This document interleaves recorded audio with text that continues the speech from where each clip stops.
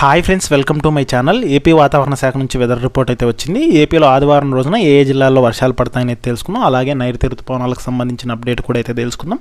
వీడియోని స్కిప్ చేయకుండా చివరి వరకు చూడండి. వీడియోలోని ఇన్ఫర్మేషన్ నచ్చినట్లయితే ఛానల్ని సబ్స్క్రైబ్ చేసుకోండి. మన ఛానల్లో ఏపీ వెదర్ అప్డేట్స్ అయితే పోస్ట్ చేస్తుంటాను. అవన్నీ మీరు మిస్ కాకూడదు అంటే కనుక ఛానల్ని రెగ్యులర్గా అయితే ఫాలో అవ్వండి. అలాగే వీడియోని లైక్ చేయండి, వీడియోని హైప్ అయితే ఇవ్వండి. దాని ద్వారా వీడియోలోని ఇన్ఫర్మేషన్ ఎక్కువ మందికి తెలుస్తుంది.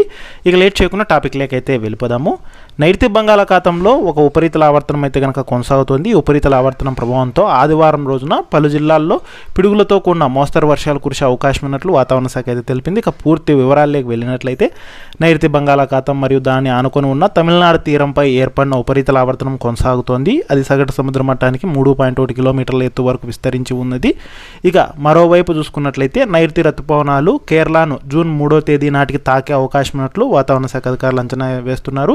జూన్ 2వ వారం కల్లా ఏపీ మరియు తెలంగాణలోకి విస్తరించే అవకాశం ఉన్నట్లు తెలిపారు. ఇక వచ్చే 2 రోజుల్లో నైరుతి ఋతుపవనాలు నైరుతి ఆగ్నేయ అరేబియా సముద్రంలోని కొన్ని ప్రాంతాలు, అలాగే లక్షద్వీప్, నైరుతి, తూర్పు మధ్య, పశ్చిమ మధ్య బంగాళాఖాతం, ఆగ్నేయ బంగాళాఖాతంలో మిగిలిన భాగాలతో పాటుగా ఈశాన్య బంగాళాఖాతంలోని కొన్ని భాగాల్లోకి విస్తరించేందుకు పరిస్థితులు అనుకువగా ఉన్నట్లు వాతావరణ శాఖ అయితే తెలిపింది.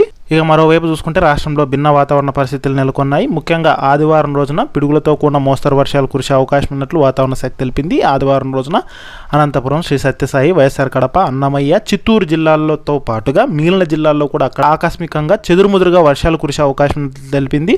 ఉరుములు మెరుపులు వచ్చే సమయంలో ప్రజలు, రైతులు, పశు కాపర్లు చెట్ల కింద అలాగే విద్యుత్ స్తంభాల వద్ద నిలబడకూడదని, సురక్షిత ప్రాంతాలకు వెళ్లాలని అయితే తెలిపింది.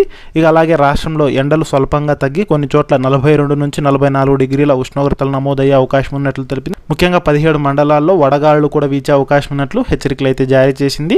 ఇక రాయలసీమ జిల్లాలకు చూసుకున్నట్లయితే కనుక వచ్చే 3 గంటల్లో పిడుగులతో కూడిన వర్షాలు పడతాయని తెలిపింది. ముఖ్యంగా నంద్యాల, అనంతపురం, శ్రీ సత్యసాయి, వైఎస్ఆర్ కడప, అన్నమయ్య, చిత్తూరు జిల్లాల్లో అక్కడక్కడ పిడుగులతో కూడిన మోస్తరు వర్షాలు కురిసే అవకాశం ఉందని హెచ్చరించింది. గంటకు 50 నుంచి 60 కిలోమీటర్ల వేగంతో బలమైన ఈదురుగాలు వీస్తాయని ప్రజలు అప్రమత్తంగా ఉండాలని వాతావరణ శాఖ అధికారులు హెచ్చరికలు అయితే జారీ చేశారు.